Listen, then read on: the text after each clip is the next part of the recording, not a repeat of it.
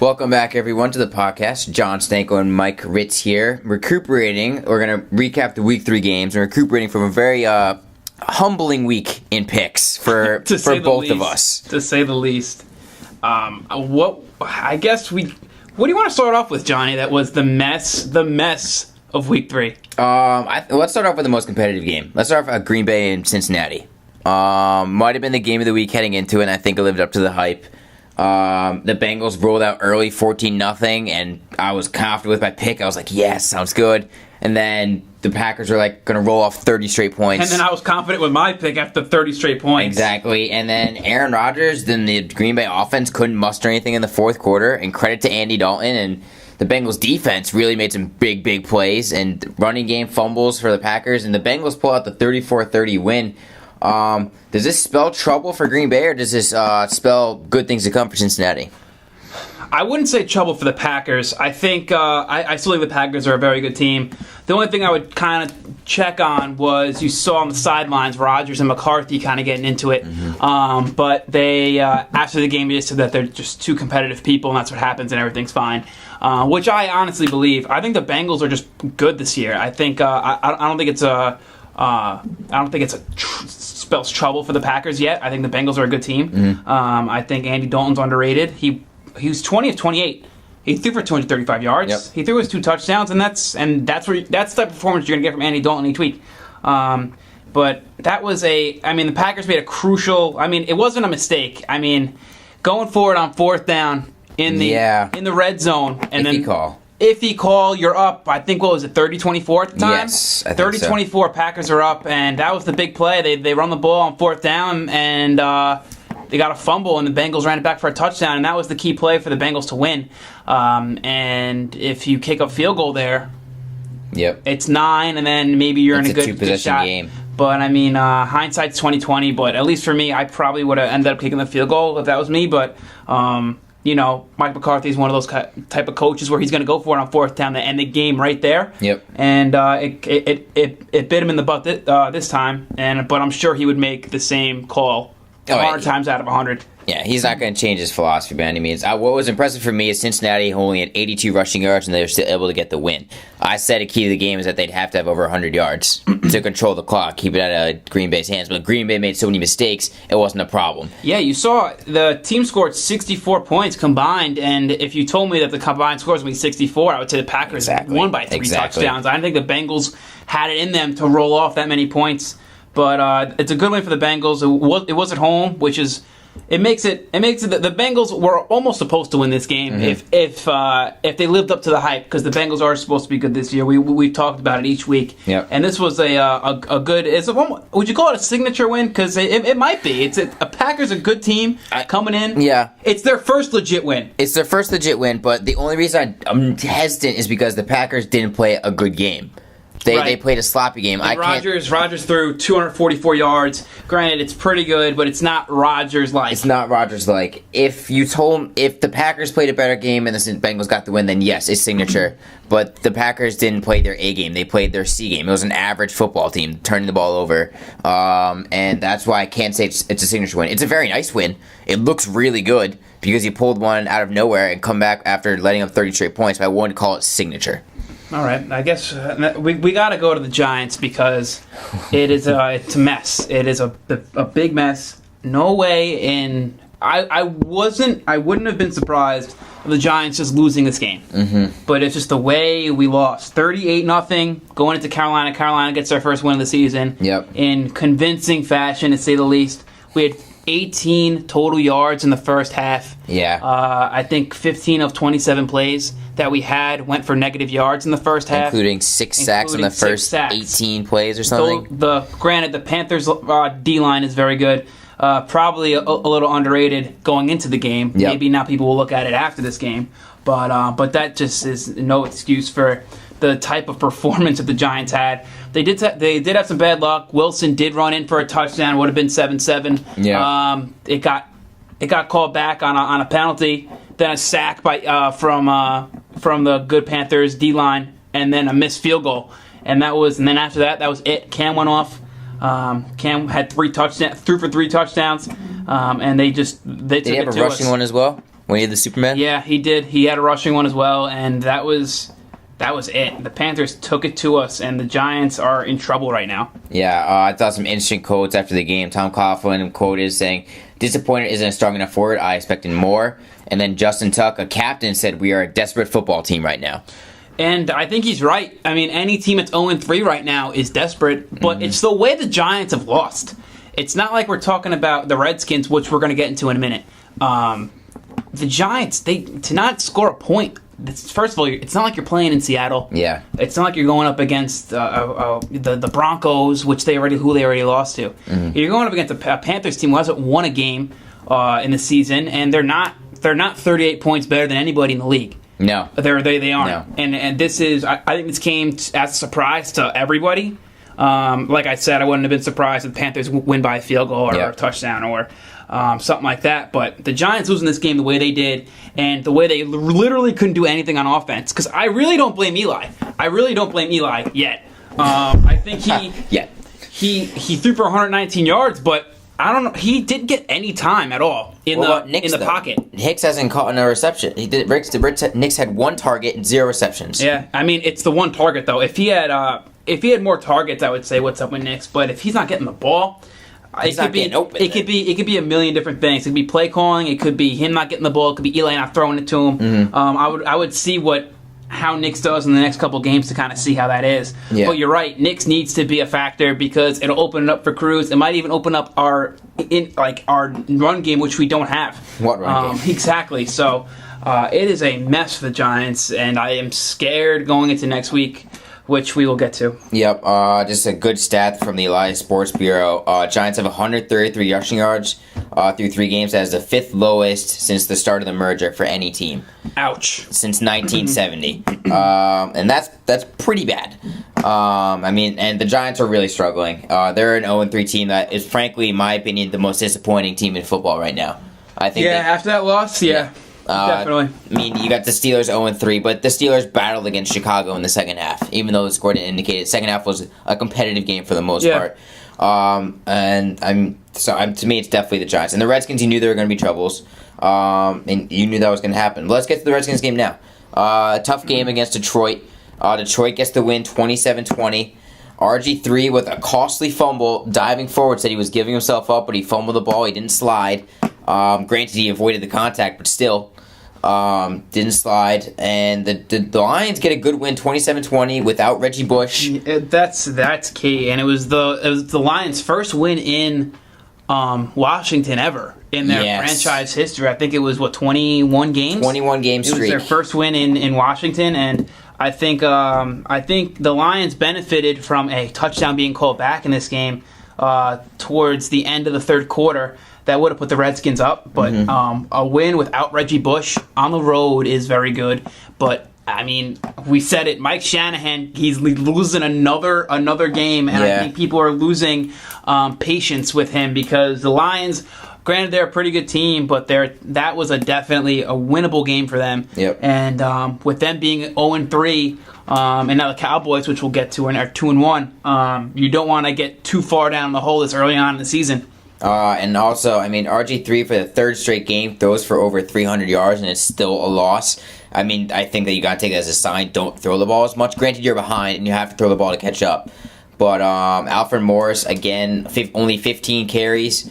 He did have a touchdown, which is surprising. Like Alfred Morris hasn't done as well as I thought that he'd do in the first 3 games. No. I don't think they're going to him. 15 carries is a pretty good amount of carries, I think. Mm-hmm. They probably should feed him a little more, like you said. If RG3 is thrown for over 300 yards and they're still losing, that means something. It also means your defense isn't that good. Yeah. But you gotta maybe switch it up a little bit. I think if Morris can give you 100 yards, which I think he's a 100-yard he did week 2 against Green Bay. Yeah, and I think he has it in him. I think he's got to give him the opportunity to do that. Yeah. But we'll see. We'll see how they do next week and how they can kind of come off this loss. And let's see if they learn. But a good win for the Lions. I think Washington is obviously a tough place to play, especially for them. Yeah. With never winning there. But good win for the Lions. Yeah, and both teams have very competitive games week 4, which we're going to get to in our next podcast. The Lions go up against Chicago.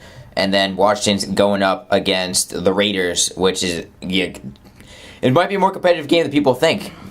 Than people would have thought at the start of the season. Also, one last stat about Washington: they have let up the most yards ever in the first 3 games of the season in NFL history. So they're on pace to shatter records regarding defensive efficiencies. Ouch. So that is ugly. Ouch. And while you got to battle for 2 really disappointing teams in the NFC East, the team that's really rose to the ashes and is proving themselves the class of the NFC East is the Dallas Cowboys. Unfortunately. They took it to St. Louis 31-7. Darrell Richardson only had 1 carry for St. Louis. Injury came out, and obviously that affected the game plan and affected the game, but Dallas was in control throughout the game, and it was simply domination. How about DeMarco Murray goes off? He went off against the Rams. 26 carries, 175 yards, 1 touchdown. A lot of that was in the first half. And they took it to him. I was surprised of how easily this game was. Granted, me and Johnny both had the Cowboys in this game, but I did not think it was going to be this lopsided of a game. The Cowboys had it from opening kick, and it was I watched maybe 2 minutes of it. It was a crazy lopsided game, but the Cowboys are definitely the favorites right now in the NFC East. I don't know if you can think of another team because I can't. There's none. And it's the Cowboys division to lose, and I'm not even saying that because they're ahead right now, because they are still they're not out of the woods yet. It's only week 4. But this is the Cowboys division to lose. But they killed the Rams, and they look good. They really did look good doing it. They had 6 sacks in the game. DeMarcus Ware with 2. He actually He made Cowboys history. 114 sacks his Cowboys career. Broke Harvey Martin's 30-year franchise record. So congratulations to him. The defense has looked really, really good. Sam Bradford couldn't get anything going. He had to throw the ball 48 times. And Tony Romo, 17 for 24, only 210 yards, but 3 touchdowns, 0 interceptions, 0 picks. That's the key right there. If Romo can do away with those turnovers, he can be a consistent quarterback. It's the turnovers that gets him. And I think he's kind of coming into his own a little more relaxed. And a good team surrounds him, and that's gonna be good. That's gonna do well for Dallas. Well, let's go to another game that had the exact same score. Another blowout. The New Orleans Saints defeating the Arizona Cardinals 31-7. Again, it really wasn't competitive at all. It was simply in the Superdome, and the Cardinals were outmatched the entire time. Drew Brees went off for 342 yards, 3 touchdowns, had an interception, but it doesn't matter. Jimmy Graham, NFC player of the week. You can't guard him. You can't guard this guy. 9 receptions for 134 yards and 2 touchdowns. Another monster week, back-to-back week with 2 touchdowns, I believe, for him.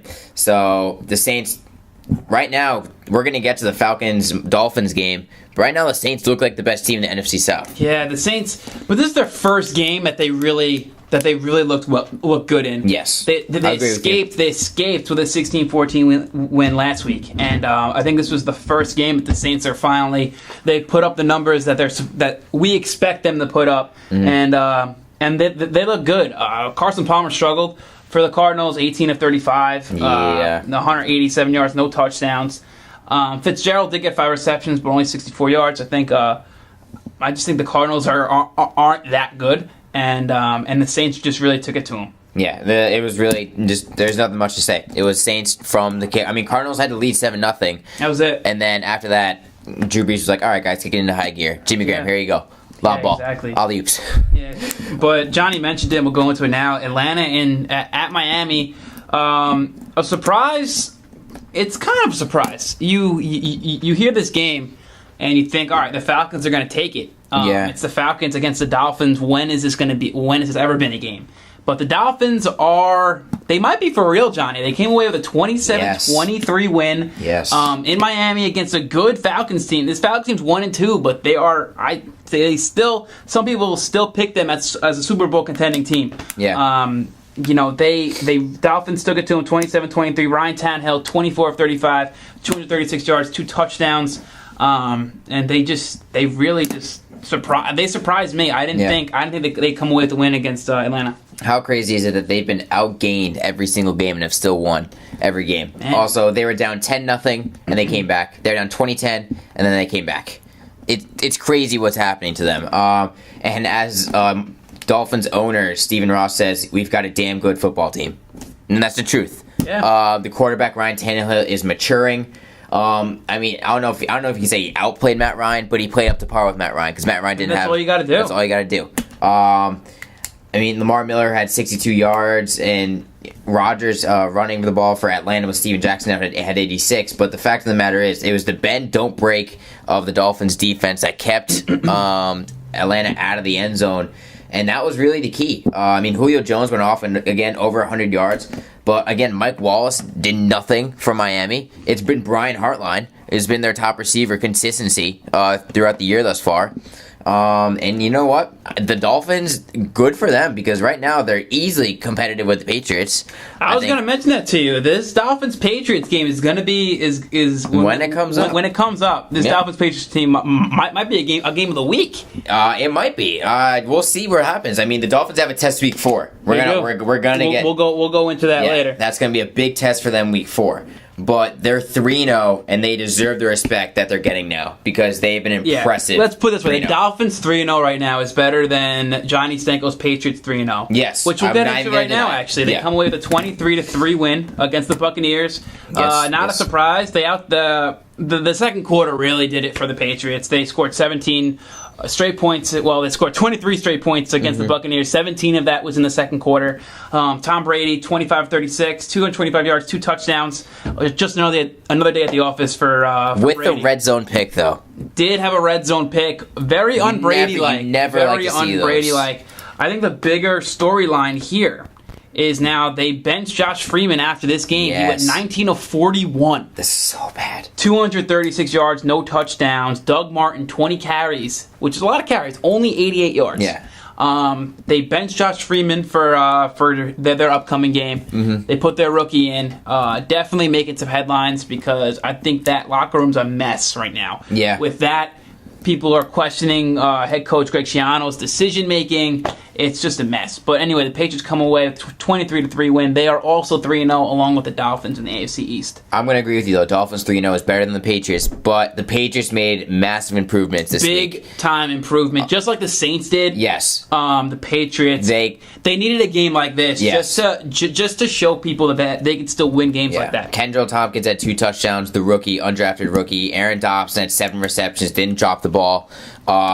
Brady looked to be a lot more in sync with them, and he didn't look for Edelman every single time he got the ball. Yeah. And Gronkowski is coming back week 4, most likely. The Patriots going to keep him questionable until game time, but the reports are he's coming back for a big game week 4 we're going to get into, the Patriots have.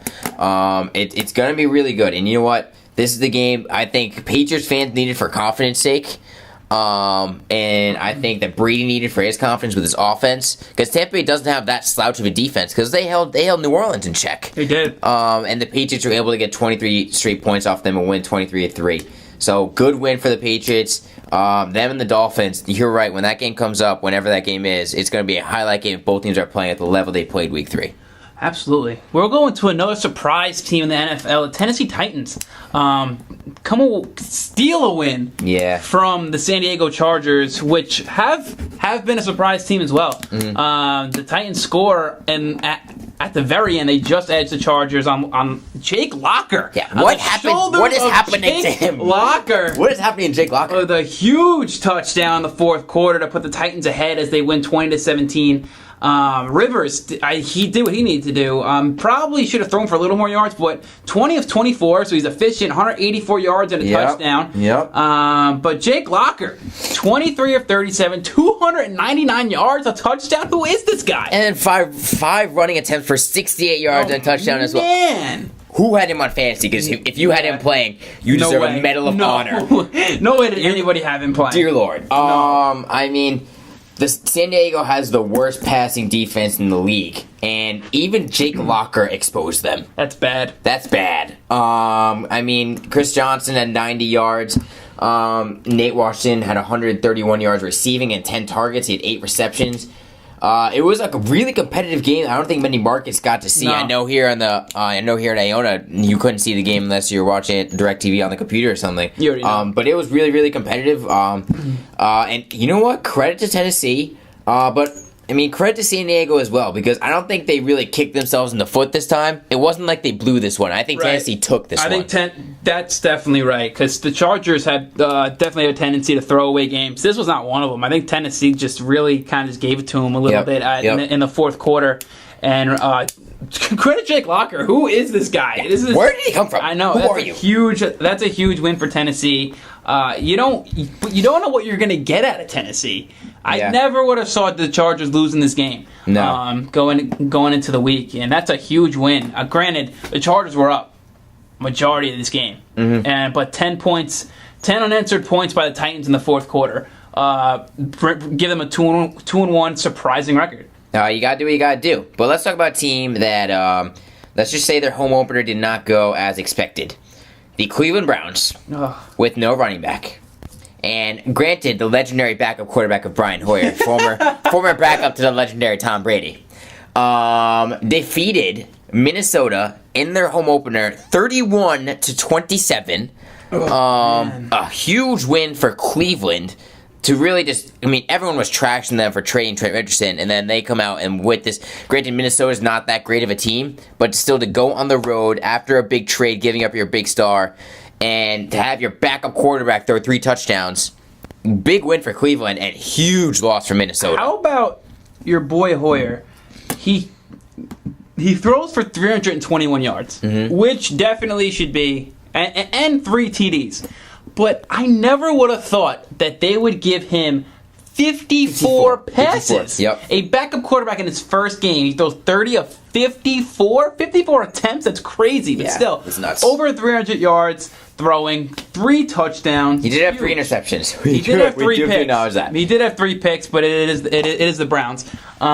Christian Ponder, the person who should never be a quarterback ever, 25 of 42, 228, but he actually didn't play bad this game. I really don't think he played as bad as at least I think he played a lot of the time. I think the Minnesota defense... The defense just completely gave out on the Vikings, and they're a big reason why. How many people play Minnesota defense this week thinking Cleveland had no offense and then got wrecked? How about Peterson? 25 carries. He did score a touchdown, but only 88 yards. He hasn't been that dominant so far in the first 3 games. He only had 100-yard game, which was week 2 at Chicago, and he got exactly 100. Granted, he does have 3 touchdowns, but he's averaging 4 yards a carry, which is a full yard less than last year per carry. Granted, 4 yards is still better than most. I would definitely take it. Yeah. The Giants would definitely take it now. But I think Minnesota, this spells trouble. And also, credit to Josh Gordon. 19 targets, 10 receptions, coming off a 2-game suspension for 146 yards and a touchdown. That's crazy. Greg Jennings, you got traded from Green Bay and you only had 3 receptions against the Browns for 43 yards. Ouch. So you know what? I think Minnesota is in trouble. I think they're in big trouble. Oh yeah, definitely, especially without a quarterback. But going into this next game, another surprise that me and Johnny definitely didn't have: the Baltimore Ravens at home. Yeah, they win 30-9 against the Texans. Texans did not score a point in the second half, and they did not score a touchdown all game. They kicked 3 field goals. Matt Schaub, 25 of 35, 194 yards. Arian Foster only had 12 carries and had 54 yards. And the Ravens wake up and get a win against a good team. Flacco throws for 171 yards, and all of a sudden the Ravens are back and they're 2-1. It was the defense that won the game. We hadn't seen that in a while, and you know what? Welcome back, Baltimore. It was a wake-up call. And I think this is also a slap in the face to the Texans. It is. It's a big slap in the face to the Texans. Because they escaped the first 2 weeks. They've been shaky. Exactly. They've been shaky the first 2 weeks. And this showed them they can't be shaky. I think Houston fans got to be a little scared. You barely beat Tennessee and San Diego weeks 2 and 1. So that's really tough. You know what, though? This is without Ray Rice as well. And as much as you want to say Bernard Pierce is a solid backup and he gets the job done, he's no Ray Rice. They gave him 24 carries. Yeah, they did. He only got 65 yards. But, still, they fed him the ball. And you know what that says, though, is they fed him the ball. They didn't rely on Flacco's arm the entire time. And that's how they're going to need to win games. They need a solid run game to open up to open up for Flacco, because I don't think Flacco could do it on his own. But I think you're right that it was the defense that really kept them in this game at least in the first quarter, so they can wake up towards the end of the second quarter when they started scoring some points. Yeah. Their defense definitely helped out, and that's a big win for the Ravens. And all of a sudden, the struggling Ravens team, they look really good in week 3. Well, let's just say this, though. I just found this on the ESPN website. I'm not going to take credit for finding this stat. I just read this because it's nuts. The Texans' defense allowed only 236 total yards in Sunday's loss. The first time Houston's allowed an opposing team less than 250 yards and lost the game, the team was 15-0 in games they had allowed less than 250 yards. Wow. I mean, that means the Houston defense, you did your job. The offense just couldn't capitalize. Offense just couldn't do it. And me and you both agree that Matt Schaub is not a very good quarterback. How many times can we say this? I think he's overrated, to be honest with you. And he looks like a dope, first of all. And I just don't. Tell us how you really feel. I just don't think that he's as good as people think he is. And this kind of goes to show you. Yeah. I think he's always had a good team around him, and he kind of just gets bailed out a lot of the time. And it's easy when you just hand off to Foster. But if Foster's not doing what he's supposed to be doing, 12 carries, 54 yards, yep. The Texans are in trouble. Yep. Well, let's go to a team that created a lot of trouble against their opponent, but still was able to win. Tell me this. Would you ever think a team would get 20 penalties and win a game? Never. Especially when it's the New York Jets. Yes. The New York Jets winning 27-20 against the Buffalo Bills. Jets are now 2-1. A big win, and I think it was the breakout game. It's definitely a breakout game for Geno Smith. Yeah, 331 yards. He threw 2 touchdowns, 16 of 29. Powell had a good game, 27 carries, 149 yards. They had a run game, Stanko, and that is a huge win. I did call it a must-win game for the Jets, and with the Dolphins and Patriots being 3-0, I stand by it. That's a big win because now with the Bills being 1-2, that's a big win for the Jets being 2-1. Yeah, it really is. EJ Manuel looked shaky. He didn't look composed, and maybe his first away game away from the Mecca of professional sports, Ralph Wilson Stadium. Yep. You already know. But big win for the Jets. If you can win a game with 20 penalties, all props to you because I thought that was impossible. Granted, if you do that against almost any other team in the NFL, you're going to lose. Yeah, the Jets did everything they could to lose this game, which is why I don't think they should really pat themselves on the back. Yep. Because they still had plenty of problems. But the fact that they did that and still won was huge. EJ Manuel, like you said, he struggled 19 of 42. He was a mess. And a big thing was CJ Spiller got hurt and then didn't play the rest of the game. He got hurt early on. That was really, really Fred Jackson only had 7 carries, 72 yards. It was a... he averaged 10 yards a carry. There you go. That's pretty solid. He's good. That's okay. But look at this AFC East right now. They got the Dolphins and the Patriots 3-0, Jets 2-1, Bills 1-2.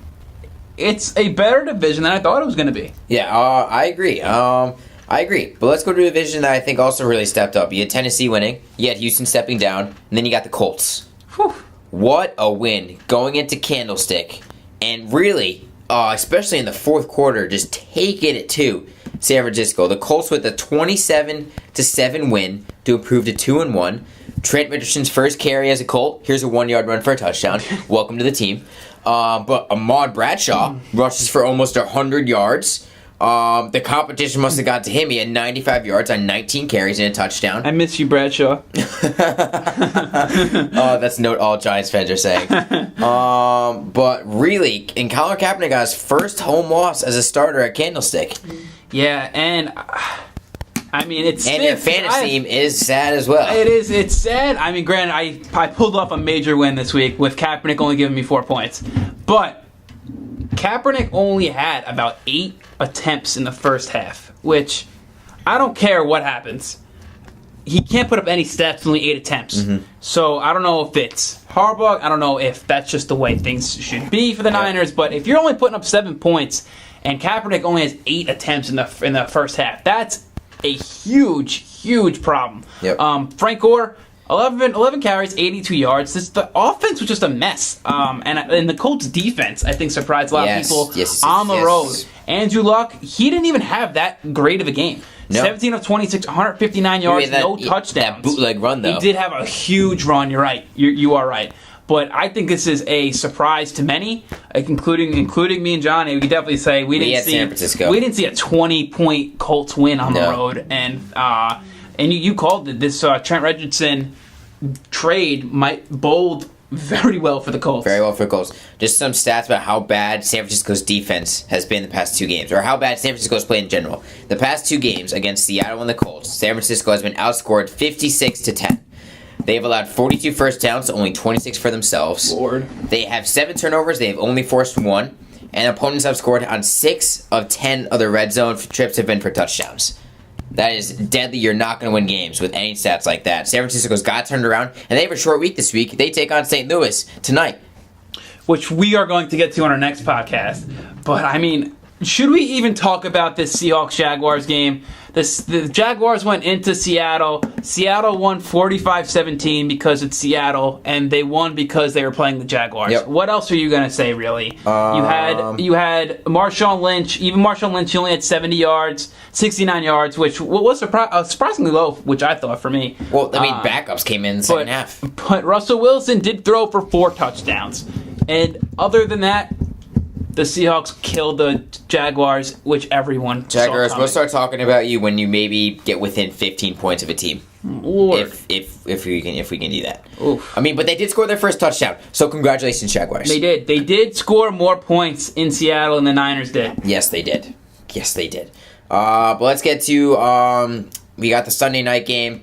It was Chicago going down to Heinz Field to play the Pittsburgh Steelers. I mean, I think we both agreed the Bears are going to win this game. Mm-hmm. And I think the Bears did pretty handily. The first half was all Chicago. They came out rocket start, shut up Heinz Field. Second half, Pittsburgh showed some life.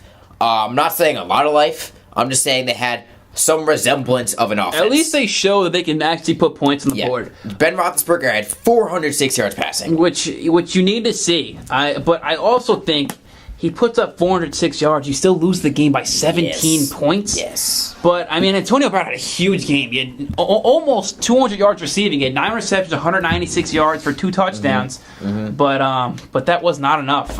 The Bears scored 17 unanswered points, and all 17 was in the first quarter. Just completely shut them up in the beginning to start the game out, which you can't start Sunday Night Football.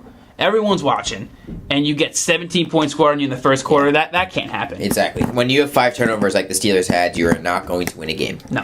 That's simply the case. Now, I'm going to say the second half there are things the Steelers can point out and build on. Exactly. That's something they didn't have the first 2 weeks. That's what I'm saying. At least you have something to build off of the Steelers. Or the Steelers and the Redskins, the two 0-3 teams. You have something to build for next game because you actually showed some life. The Giants were 0-3. You don't know what are you going to do now? There's nothing positive from that. Nothing positive you can bring into the next week. But that's for next podcast. Yeah. We'll see. And another dud of the primetime game was the Monday night game. Oakland going to Denver.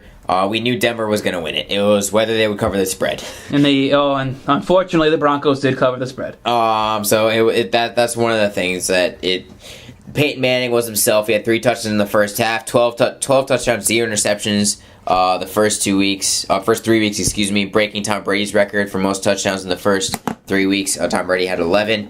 But what was pretty awesome was Darren McFadden throwing a touchdown pass. Yes, that was awesome. Pretty awesome. Credit to creating the highlight of the game to Oakland. Yeah. On a solid throw from McFadden. Yeah. But that being said, Pryor didn't play bad. 19 of 28, 280 yards, touchdown, 0 interceptions. He didn't play that bad. But Peyton Manning, 374 yards, 3 touchdowns, and only got sacked once for only a loss of -2. Manning is the best quarterback in the NFL. Pryor is Pryor. And let's not forget Matt Prater, my man. There you go. With his 3 field goals to win me my fantasy game this week. 17 points from him? Thank you so much. 17 fantasy points from a kicker. You will never see that again out of anybody. And he had a 50-yarder, 2 40-yarders. Thank you, Matt Prater. I owe you my life. He had a 53-yard field goal with his 4 extra points. Thank you so much. I was in deep. I guess doo-doo would be the word. But you pulled out the dub. We both got dubs this week in fantasy. Thank you, Matt Prater. That is important. We both got dubs in fantasy this week. That is very important. But that's all the time we got here for the Week 3 recap. Tune into our next podcast. Will be Week 4 predictions. We already disagreed. We talked about it before. We've already got one disagreement on the table. I'm sure there'll be a couple more, hopefully. Tune in next time. John Stanko, Mike Ritz.